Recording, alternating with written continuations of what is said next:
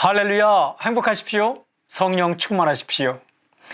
오늘 큐티 본문은 마태복음 15장 1절부터 20절까지이죠. 그 가운데 3절 말씀이 마음에 들어왔어요. 대답하여 이르시되 너희는 어찌하여 너희의 전통으로 하나님의 계명을 범하느냐. 오늘 읽은 말씀은 예수님께서 하신 말씀입니다. 언제 하신 말씀인가? 제자들이 손을 씻지 않고 음식을 먹었거든요. 이때 예루살렘으로부터 내려온 바리새인들과 서기관들이 예수님께 이렇게 말하는 겁니다. 당신의 제자들이 어찌하여 장로들의 전통을 범하나이까? 그러니까 장로들의 전통은 음식 먹을 때는 손 씻고 먹어야 된다, 이런 전통이 있었던 거죠. 이때 예수께서 하신 말씀이 오늘 읽은 말씀입니다. 오늘 예수님의 말씀을 잘 살펴보면 두 가지 중요한 구절이 나옵니다. 하나는 너희의 전통, 또 하나는 하나님의 계명. 그러니까 너희의 전통이라는 게 있고 하나님의 계명이 있다라는 거죠. 너희의 전통은 사람이 세운 전통입니다. 하나님의 계명은 하나님의 말씀이죠. 예수님께 이렇게 말씀하셨어요. 너희는 어찌하여 너희의 전통으로 하나님의 계명을 범하느냐. 무슨 말씀입니까? 사람의 전통보다 하나님의 계명이 더 중요하다라는 거예요. 예수님께서 한 가지 예를 들었어요. 하나님의 말씀은 어떤 것입니까? 네 부모를 공경하라 그랬어요.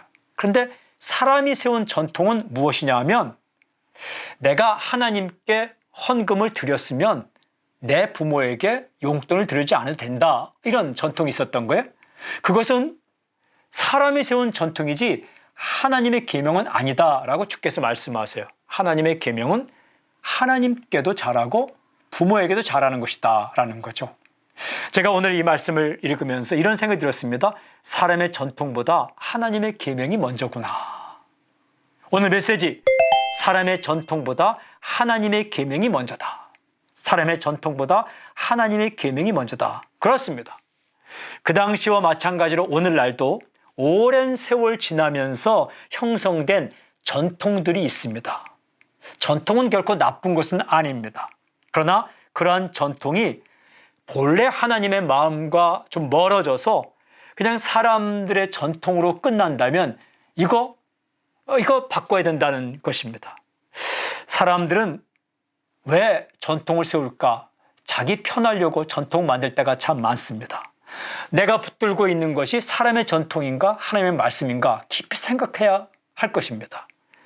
우리가 그렇게 붙잡고 있는 것이 그냥 사람의 전통인가 아니면 하나님의 말씀인가를 구분해야 할 것입니다.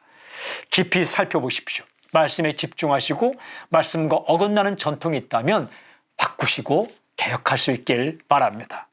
오늘 적용, 사람의 전통보다 하나님의 말씀에 집중하게 해 주십시오. 아멘. 하나님 아버지, 우리가 중요하게 여기는 전통들이 하나님 말씀과 어긋난다면 과감하게 바꿀 수 있도록 역사해 주십시오. 예수님의 이름으로 기도합니다. 아멘.